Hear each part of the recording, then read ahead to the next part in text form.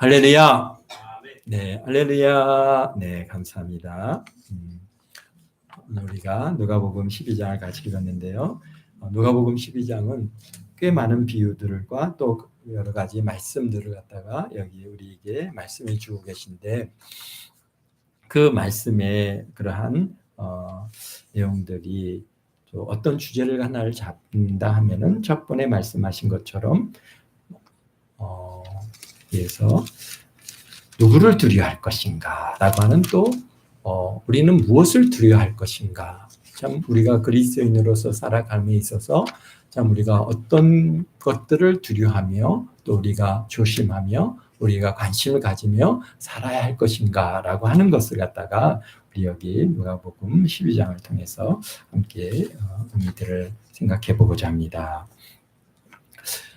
여기 보니까 그동안에 무리 1절입니다. 그동안에 무리 수만 명이 모여 서로 밟힐 만큼 되었더니 예수께서 먼저 제자들에게 말씀하여 이르시되 바리새인들의 누룩과 외식을 주의하라.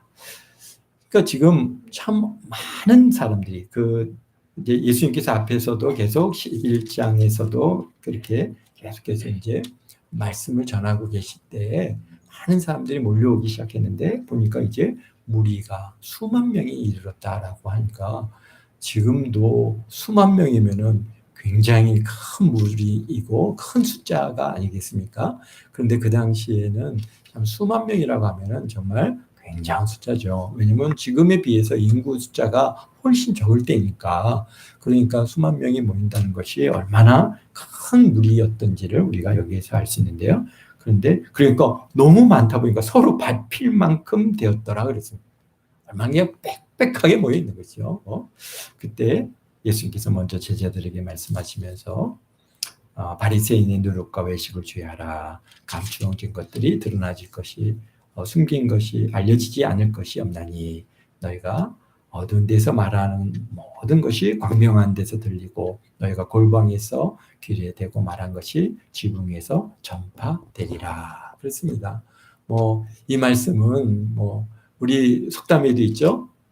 밤에는 쥐가 듣고 낮에는 새가 듣는다라고 하는. 그래서 사실 몰래 아주 비밀스럽게 얘기하는 것 같지만은 그러나 그 비밀들은 온 천하에 알려지고 말 것이라고 하는 사실을 오늘 우리에게 말씀하고 계시고 감추어진 것이 드러나지 않을 것이 없다.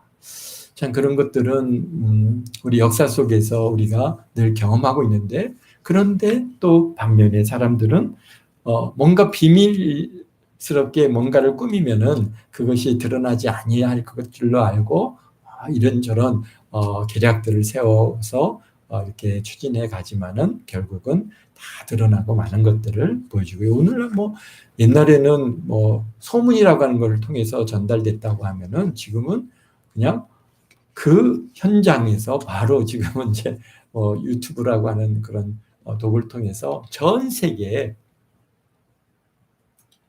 그 즉시 이렇게 전파되어지고 있는 것을 우리가 볼 수 있습니다. 지금도 오늘 우리가 이렇게 같이 예배 영상을 갖다가 이렇게 좀 나와주시죠.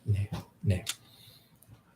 그 영상을 이제 지금 찍고 있지만은 이렇게 적은 무리가 정말 이 안양시의 자그마한 동네에서 이렇게 모여서 예배를 드리며 있지만은 이 영상은 지금 전 세계 누구든지 접속을 하면은 지금 이렇게 함께 이 시간에 동일한 시간에 함께 할 수 있다고 하는 이 사실이 얼마나 놀라운 일입니까? 그렇습니다. 그래서 이게 감춰질 것은 하나도 없다라는 것을 알고 우리가 신실함을 가지고 살아가는 저와 여러분이 되시기를 바랍니다.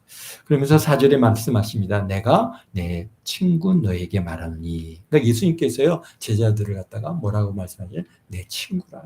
그래서 굉장히 중요한 걸 얘기하실 때 이런 이제 호칭을 사용하시는데요. 몸을 죽이고 그 후에 능히 더 못하는 자를 두려워하지 말라. 마땅히 두려워할 자를 내가 너희에게 보이리니 곧 죽인 후에 또한 지옥에 던져넣는 권세 있는 그를 두려워하라. 내가 참으로 너에게 이르노니 그를 두려워하라.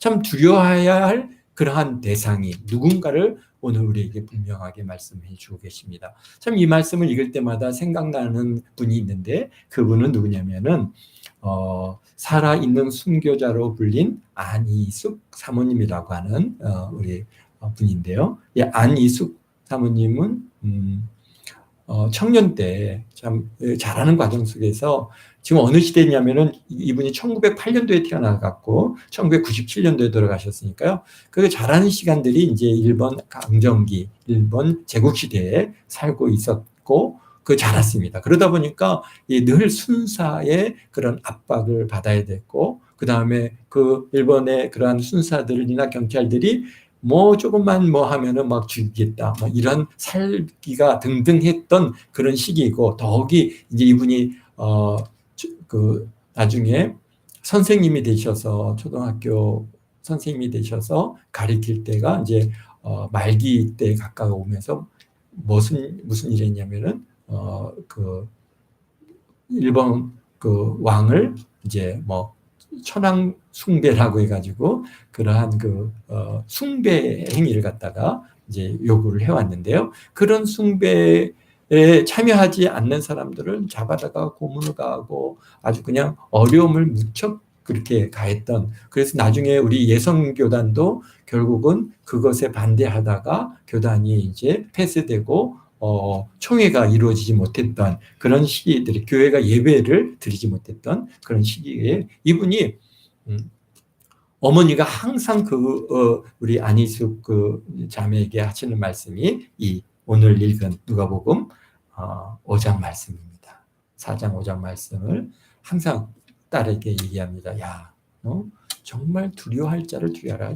우리를 목숨을 빼앗아갈 그런 일본 그러한 순사나 일본의 경찰들을 두려워하지 말고 정말 우리가 두려워할 것은 우리가 지옥에 던져 넣을 심판하시는 그 하나님을 두려워하라라고 하시는 그 말씀을 갖다 계속 자라는 동안에 어머니께로부터 어머니가 이제 그 당시에 권사님인 걸로 제가 알고 있는데요. 어머니께로부터 그렇게 계속 듣고 자라서 결국은 이 안희숙이라고 하는 이분이 이제 일본 국회의사당에 들어가가지고 큰 그 현수막을 갖다 국회의사당에 걸었어요. 뭐냐면은 일본은 회개하라. 하나님께서 불로 심판하신다. 왜냐하면은 이제 이미 그러한 메시지를 받은 거예요. 받아서 그것을 갖고 가서 거기서 시위하다가 잡혀가지고 그래서 이제 감옥에 갖게 됐고 재판을 받고 그러면서 자기 뜻을 계속 신앙을 꺾지 않으니까 결국은 사형 선고를 받았습니다. 사형 선고를 받아서 사형 집행 직전에 해방이 되는 바람에 그래서 살아있는 순교자다라고 하는 게 그래서 살아서 나올 수가 있게 됐습니다. 항상 그분의 마음에는 이 말씀이 마땅히 두려워할 자를 내가 너에게 보이느니 죽인 후에 또한 지옥에 던져놓는 권세 있는 그를 두려워하라.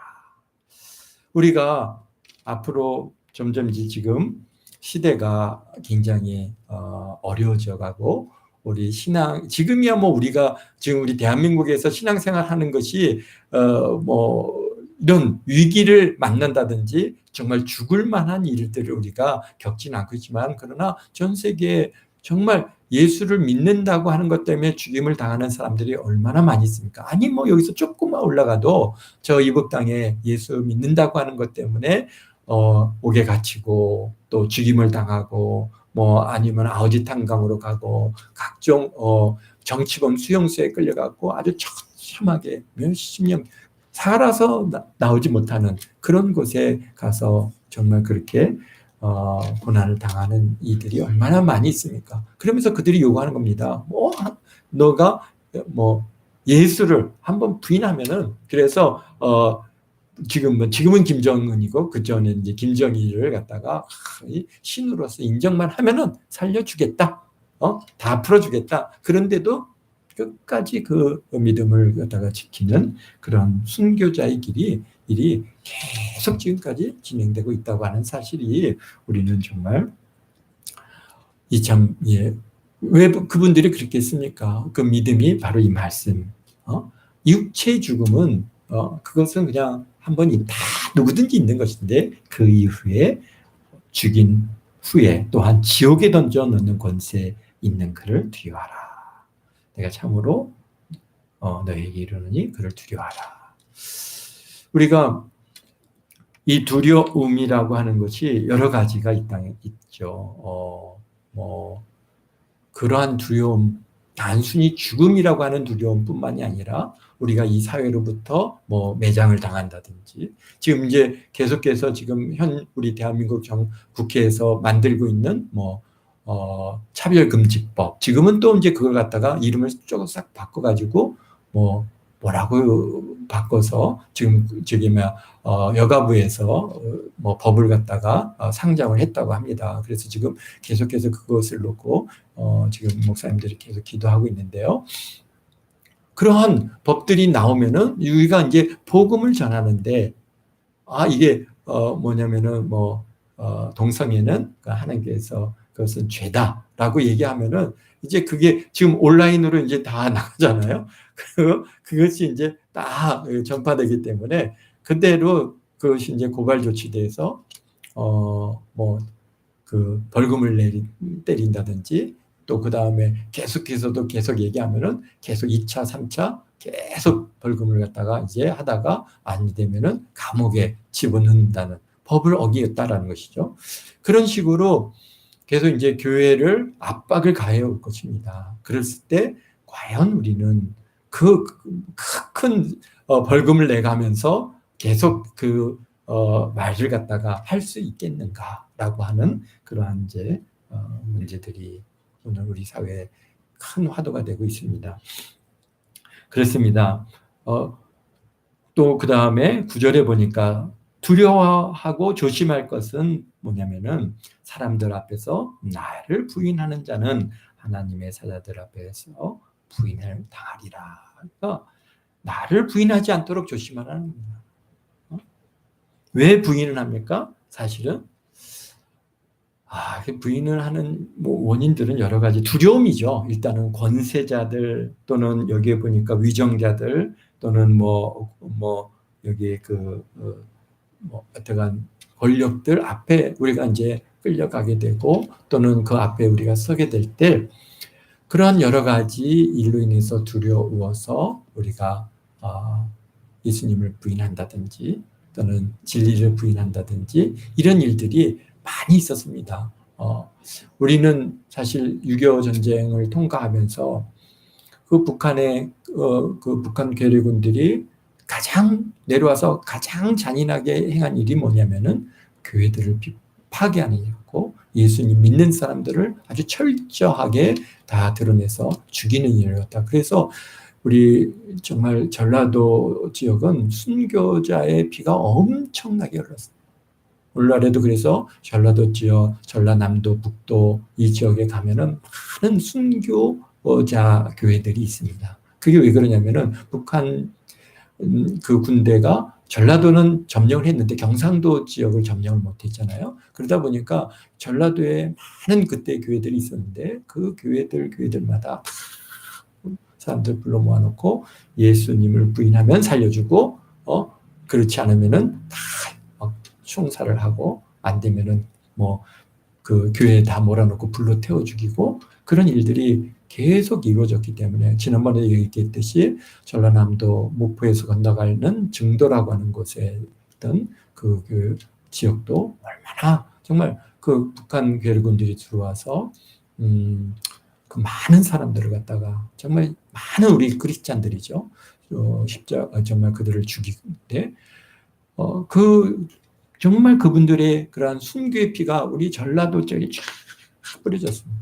그래서 지금도 보면은 전라도에 아주 신실한 크리스찬들이 많이 있고, 또 교회들도 굉장히 많은 교회들이 아주 규모 있는 교회들이 우리 성결교회에서도 제일 크다고 예성 기성을 합쳐서 두 번째, 세 번째 되는 교회가 전주에 있는 걸로, 저희 전주 안디옥 교회인가요? 하여튼가 바울교회인가 아주 큰 교회가 있습니다. 그렇게 그런 뭐 순창, 뭐 순천 이런 지역들이 아주 정말 많은 그리스도인들의 그러한 순교의 피가 흘려져 있습니다. 그러니까 오늘 우리들이 이렇게 신앙생활하는 우리 우리 후손들이 부모님들의 그런 순교의 피가 또 그 지역에 있었던 그런 우리 조상들의 선진들의 피가 있었기에 오늘 우리가 이렇게 믿음을 가지고 참 이렇게 우리가 뭐 하나님 앞에 잘한 게 뭐 있습니까? 우리 하나님께 뭐 자랑할 만한 것들이 우리는 자랑할 것도 없는데 어떻게 이런 은혜를 우리가 입을 수 있었을까라고 생각할 때 참 그분들의 순교의 피가 있었기에 오늘 우리가 이렇게 참 신실한 은혜 안에서 오직 예수님을 붙들고 이렇게 나갈 수 있는 것이 아닌가 이렇게 보아지고 있습니다. 또 그 다음에 우리가 두려워해야 할 것은 여기 20절에 보면은 하나님이 이르시되 어리석은 자여 오늘 밤에 내 영혼을 도로 찾으리니 그러면 내 준비한 것이 누구 것이 되겠느냐. 사실 이것은 좀 뭐 연관성이 좀 없어 보이지만은 어쨌든간 우리가 이런 두려워해야 할 일이 무엇인가라고 하는 것을 우리가 이제 이 12장에서 찾아가는데요. 사실 무리 중에 어떤 사람이 와서 형을 명하여 유산을 나누게 해달라고 그렇게 이제 요청을 하고 예수님께 와서 상담을 하니까 내가 이 사람아 누가 나를 너희 재판관이나 물건 나누는 자로 세웠느냐. 그건 뭐냐면요. 오늘날 우리가 있어서 참 이런 거 가지고 주님 앞에 나가서 하나님 그런 거 기도하지 말라는 거죠. 우리 살아계실 때도요. 우리 주님께서 우리 형이 재산을 갖다 유산을 안 나눠서 이렇게 그러면 되겠습니까? 좀 나눌 수 있게 해달라고 요청하는 이런 일들이 우리 예수님께서요. 내도 사람아 누가 나를 재판장으로 물고 나누는 자로 세웠느냐. 그런 거 하지 말고 오늘 뭐라고 하세요? 다만 너희는 그의 나라와 의를 구하라 라고 말씀하시는 이런 관점에서 이어진다고 보는데요. 어쨌든 간 우리가 하나님 앞에 구할 만한 것들을 구해야 되는데 그런데 여기서 어떤 사람이 이제 나옵니까? 한 부자가 있는데 밭에 소산이 참 풍성해서 그 사람이 이제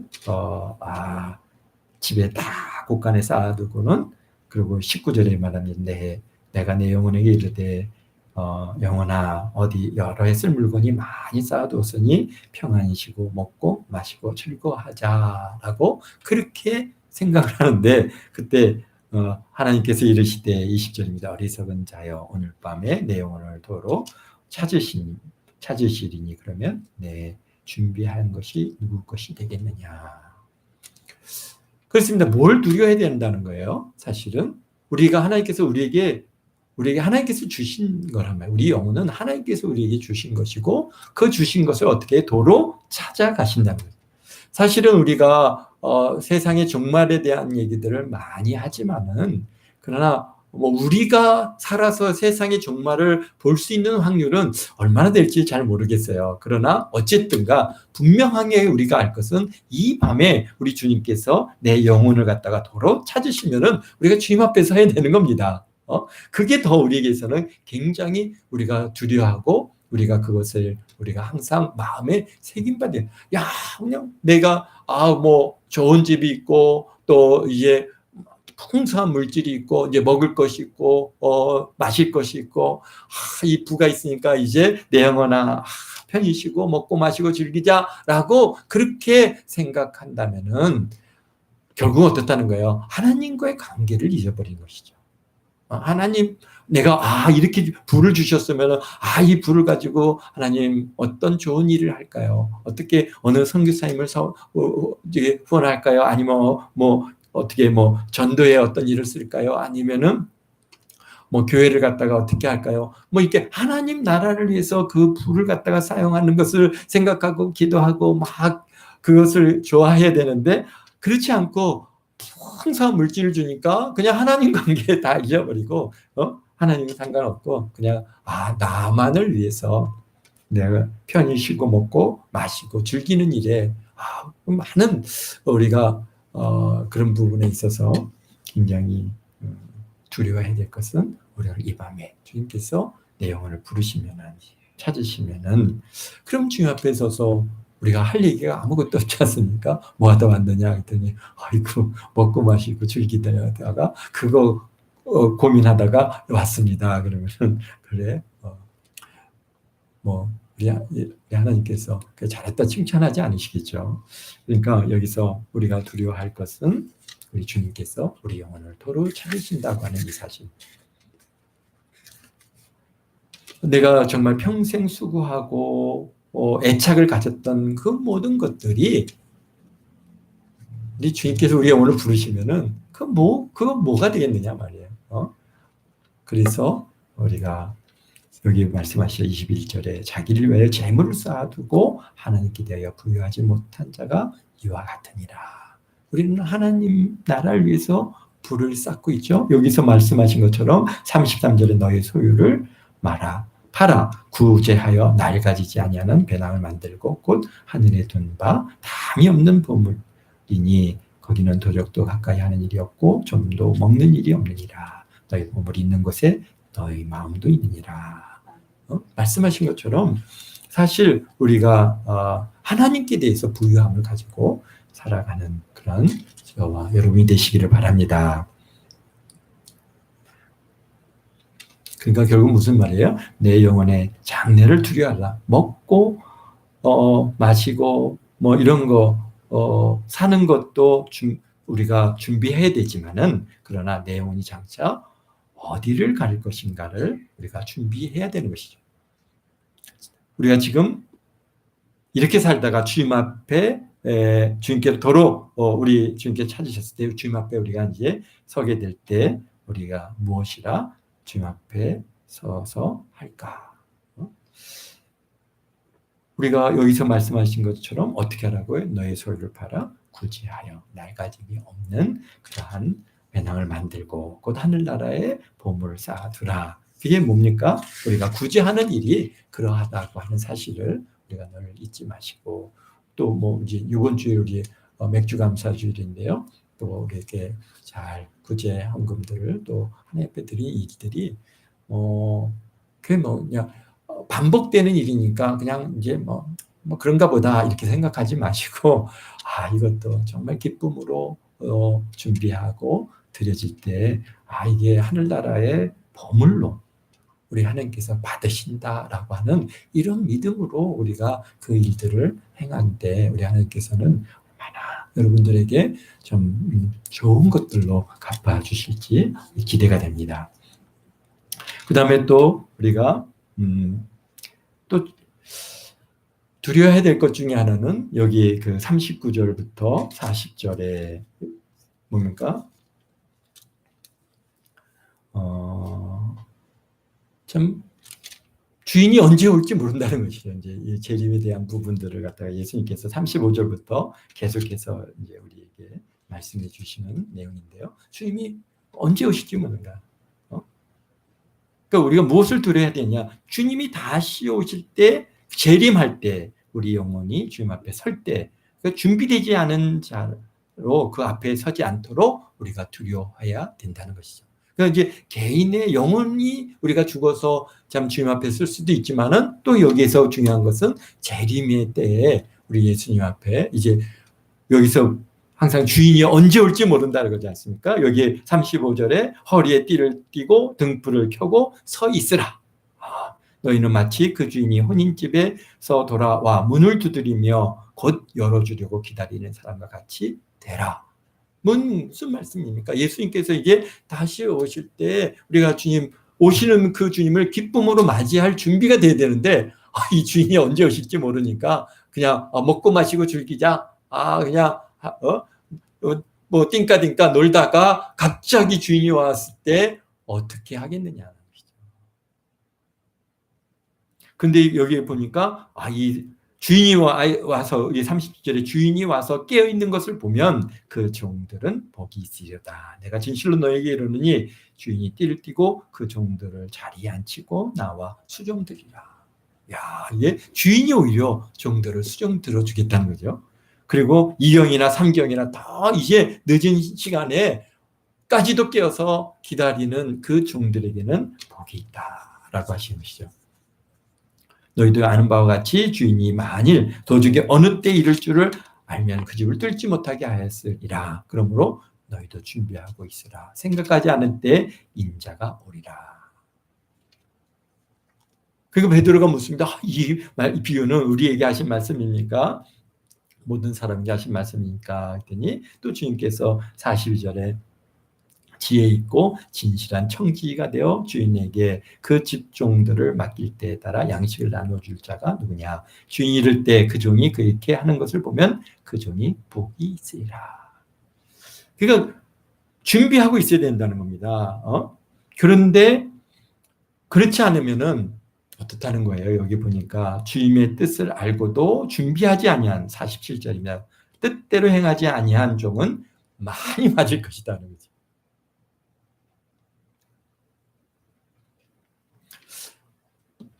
이게 뭡니까? 재림하고 연관시켜서 우리가 생각할 수 있는 우리에게 있어서의 예수님의 재림은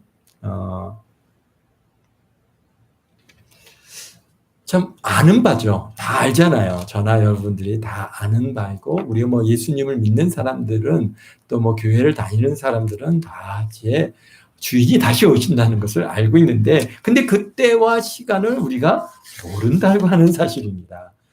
여기서 이 정말 그 주님의 뜻을 알고도 준비하지 않은 이 사람이 어떤 사람이에요? 주인 뭡니까? 만일 그 종이 45절에 만일 그 종이 마음에 생각하기를 주인이 더디 오리라 하여 남녀 종들을 때리고 먹고 마시고 취하면이라고 말씀하신 것처럼, 주님이 뭐 온다는 건 알지만 언제 올지 모르니까 이거 뭐 주인이 뭐 더디 올 거야, 천천히 올 거야, 그러니까 우리는 먹고 마시고 즐기자라고, 그러면서 여러 가지 여기 종들을, 남녀 종들을 갖다가, 청직이니까 그 종들의 우두머리잖아요. 그 종들을 때리고 막 그렇게 취하고, 이렇게 되면은 주인이 생각지 않은 날, 알지 못하는 시각에 그 종의 주인이 이르러 엄히 때리고 신실하지 아니한 자의 받을 벌에 처하리라. 그 주인이 오신다는 건 알았지만 언제 온다는 걸 알지 못했죠. 만일 언제 오는 것을 갖다가 알았다면 어떻게 했을까요? 깨어 있었겠죠. 몇 시에 온다는 걸 알았으면 깨어서 다 준비하고 그냥 야 조용히 다 준비해. 그리고 이제 아주 막 열심히 뭔가 하는 것처럼 하다가 주인이 오면은 주인님 어서 오십시오라고 그렇게 맞이했을 텐데, 근데 시간을 모른다는 거죠. 근데 시간을 안다면은 또 무슨 문제가 있겠어요? 그 사람이 정말 신실한 자인지 아닌지 알 수가 없단 말이에요. 그가 언제 온다는 것을 알고 행해지는 일들은 그것은 대부분 다 거짓이죠. 그 믿음이 아닌 거예요. 그래서 예수님께서도요, 언제 온다는 것을 갖다가 말씀하지 않았어요. 알면은 사람들이 뭐 어떻게 하니까 장기를 부린단 말이에요. 그럼 평상시에 막 그냥 막 하다가 대충 살다가 이제 내일 오시네? 그러면은 지금부터 준비해가지고 뭔가 뭐 단장하고 준비하고 다 이렇게 청소해놓고 이렇게 한다면은 그게 신실한 종이겠느냐는 것이죠.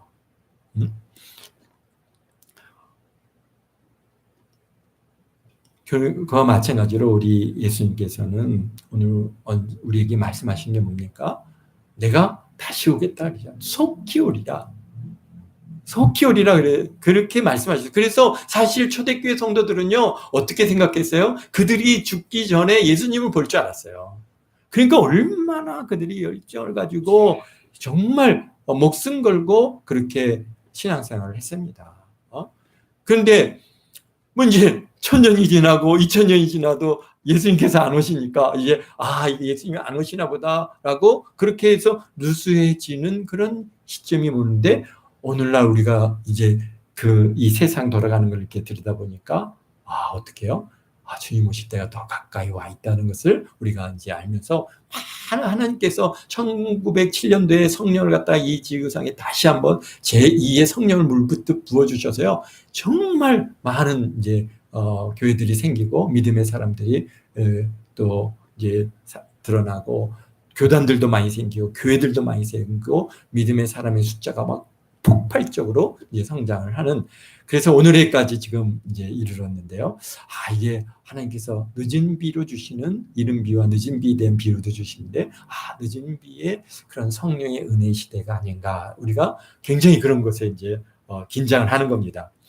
주님이 오실 때가 가까이 왔다. 근데 예수님께서 그 날과 시와 그 때와 이것을 나도 모르고 천사도 모르고 아버지만 안다, 그렇게 말씀하신 그 가장 큰 이유가 뭐겠어요? 우리가 항상 깨어서 준비하고 있어요. 그래야 어떻다는 거예요? 그것이 믿음이지. 모르고 기다리는 것이 믿음이지, 알고 기다리는 거는 그거는 믿음이 아닌 거예요. 그렇지 않겠어요? 내일 오신다는 우리가 알면은 지금 이렇게 살겠습니까? 어떻게 하겠어요? 막 지금 막 그냥 밤새 막 지금 얼마나 열정을 내서 막, 근데 그게 정말 믿음이냐? 우리가 대한민국이 1992년도 몇 월 며칠 날 예수님이 재림한다고 하는 다미성교회라고 하는 그런 그런 저희가 시대가 있었습니다. 그래서 대한민국을 갖다가 크게 아주 혼동시키고 교회들을 갖다가 굉장히 어렵게 했던 일들이 있었는데요. 근데 그 사람들이요, 몇 년도 몇 월 며칠 날 온다고 하니까 어떻게 했어요? 직장 버리고 집도 팔고 그다음에 그냥 매일 교회에 모여가지고 그냥 막 불같이 기도하고 찬양하고, 그렇게 뜨거울 수가 없었어요.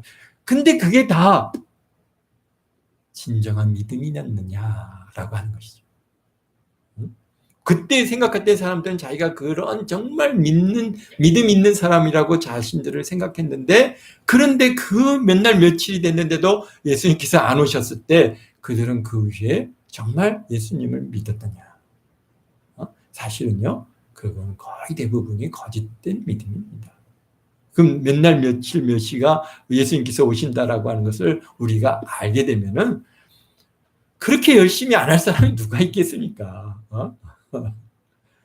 그런데 우리 오신다는 건 알지만 언제 오시는지를 모르고 믿는 그 믿음이 정말 진정한 믿음인 것입니다. 그럼에도 불구하고 열심히 신앙생활하는 그 믿음이 바른 믿음이지, 주인이 언제 온다, 몇 날 며칠 몇 시에 예수님께서 오신다는 것을 알고 열심히 내는 거는 그건 대부분, 물론 그 중에도 좋은 믿음이 있는 사람들이 있을 수 있겠지만 대부분은 다 가짜라는 것을 우리 주님이 아시기 때문에 그 날과 시에 대해서는 말씀하지 않았어요. 만약에 말씀하셨으면은 오늘 기독교회가 정말 지금까지 이어질 수 있었을까? 초대교회 때 예수님께서 앞으로 2000년 후에 내가 다시 오마 그랬으면요, 예수님 그 당시에 그 사람들이 그 열정을 내고 신앙생활 했겠습니까? 아니죠. 그분들이 정말 살아있을 때 예수님을 만날 거라고 하는 그런, 이거 너무 시간이 자꾸 이렇게 그러죠. 어떡하죠? 그렇습니다. 우리가 정말 오늘날 우리가 두려워할 것은 우리 세 가지를 볼 수 있는데요.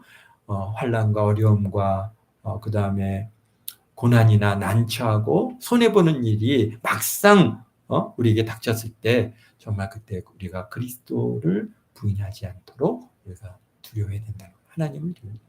또 육체적인 것만 맨날 쫓아다니다가 내 영혼의 미래를 정작 준비하지 못하는 그러한 일이 혹여나 내게 있지 않나, 우리가 그것을 두려워야 될 것이고, 또 주님이 다시 오실 때 내가 주님을 맞이할 준비를 하고 있는가, 그렇지 않은가라고 하는 그런 정말 어리석은 성도가 되지 않도록 우리가 두려워해야 된다라고 하시는 말씀을 오늘 우리에게 주시면서 마지막으로 이제 예수님께서 내가 51절입니다. 그것만 하고 마치도록 하겠습니다.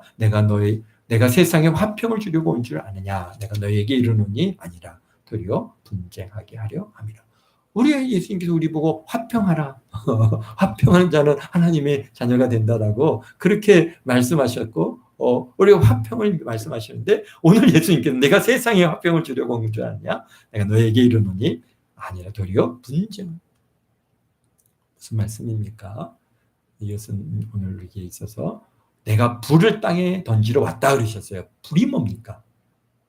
불이 성령이시죠. 성령을 갖다가 이것에 보여주시는데, 그러니까 성령을 갖다가 보내주시고 나면은 이 안에서 정말 이제 서로 간에, 여기 보면은 뭐 가정 안에서까지도 서로 분쟁하게 된다는 거예요. 왜? 성령 받은 자와 성령 받지 않은 자는 서로 하나가 되지 못하는 거예요. 이해도 안 되는 거예요. 우리가 전에는 매일같이 술 먹고 같이 그냥 즐겁게 지냈던 친구가 어떤 누구 하나가 예수님을 믿고 성령을 받고 나면은 어떻게 됩니까? 술을 끊잖아요. 그 모임에 갈 수 있습니까? 못 간다고요. 가서 어울릴 수가 없어요.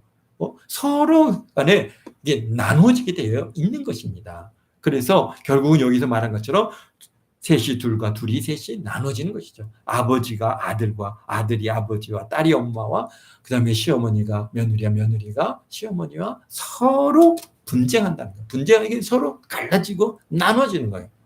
왜 그렇습니까? 불이 임함이라면. 오늘 우리들도 성령을 받지 않은 사람들은 성령 받은 사람들을 이해를 못합니다. 그러면서 하는 얘기가, 야, 그렇게까지 믿어야 되느냐? 그냥 혹시 너 어떻게 잘못된 거 아니냐? 그렇게 이 세상 사람, 성령 받지 않은 사람들은 성령 받은 사람들을 그런 관점에서 밖에 이해할 수 없어요. 그러나 우리 성령 받은 사람들은 그들과 분리가 되는 것이죠. 자연스럽습니다. 그래서 여기서 말씀하신 것처럼 우리가 예수님께서 불을 땅에 던지러 오셨습니다. 우리가 불 받은 우리들은 분명한 게 참 하나님 이 세상과 분리되어지고 그들과 짝이 되어질 수 없지 않습니까? 어떻게 여러분들 안 믿는 자들과 아주 친밀한 친구 관계를 유지할 수 있겠던가요? 그게 잘 안 되더라고요. 말도 다르고 생각도 다르고 그 다음에 모든 것을 보는 관점이 다르죠. 우리는 천국을 바라보고 달려가는데 그 사람들은 그런 우리들을 갖다가 이해를 못합니다. 천국이 어디 있다고?